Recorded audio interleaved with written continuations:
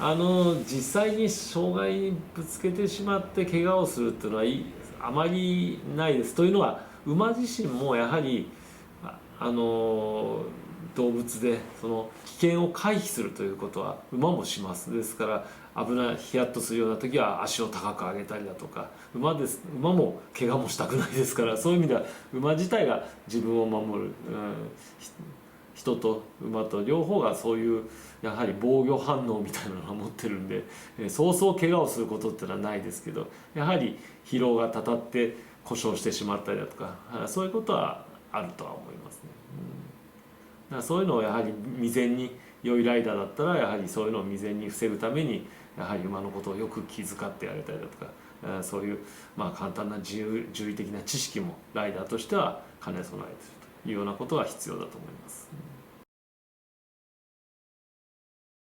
そうですね、やはりライダーの指示っていうのは非常に大切ですし、その指示が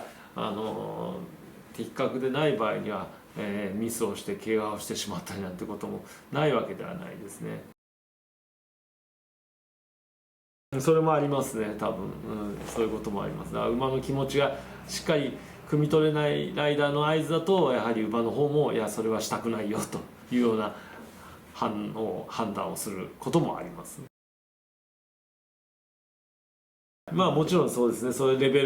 ベルに達してないでその競技にレベル以上の競技に出たりすれば、やはり当然成績も良くないですし、成績が良くないだけじゃなくて、怪我をする可能性だとかも出てきますから、指導者としてはそれは当然進めないし、それは馬のウェルフェアにとってもやってはいけないことですから。そうですね、やはりそれはやっぱり経験で馬とのその付き合ってる時間で、良くなっていくっていうのはありますので、最初に最初のフィーリングであれこれはちょっと違うなっていうのは当然感じることもあります。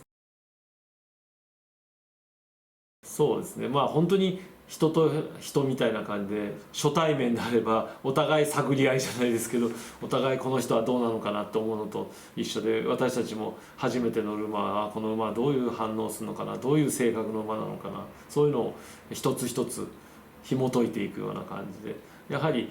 あのだんだんその馬のことが分かっていったりだとかすれば、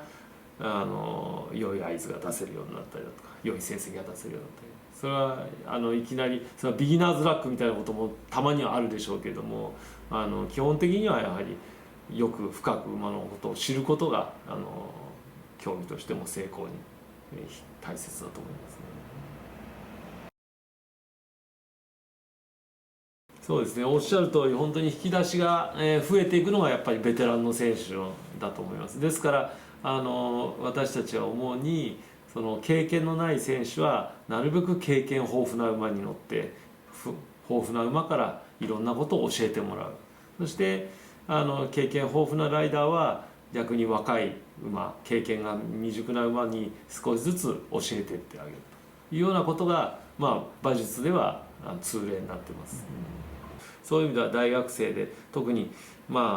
インカレなんかだと大学から馬を始めた選手なんかもいます。そういう選手たちはやはりまだまだ馬のことが分からなかったりする。そうすると少しもう老練というか非常に全てを経験しているような老齢の馬も、助けてくれたりとかするんで、そういうことはあります。今は非常に獣医学も進歩してますので、骨折イコール安楽死とか、そういうことに必ずしも結びつくわけではありません。非常にピンニングですとかいろいろプレートを入れたりですとか、人の外科手術と同じですね、非常に進歩してますんで、十分、骨折した後も復活する馬もたくさんいます。